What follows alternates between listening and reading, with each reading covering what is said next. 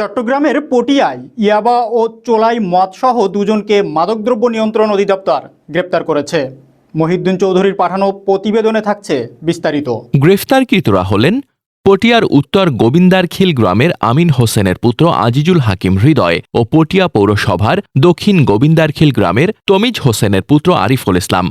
বুধবার সকাল 11:30টার দিকে পৌরসভার কামাল বাজার এলাকায় অভিযান চালিয়ে 230 পিস ইয়াবা ও 65 লিটার ছোলাই মদ উদ্ধার করা হয়। জানা গেছে, বেশ কিছুদিন ধরে পটিয়া পৌর সদরের কামাল বাজার এলাকায় একটি ফার্নিচারের দোকানের আড়ালে ছোলাই মদ ও ইয়াবার ব্যবসা চলে আসছিল। মাদকদ্রব্য নিয়ন্ত্রণ অধিদপ্তর গোপন সংবাদের ভিত্তিতে সিভিল পোশাকে অভিযান চালায়।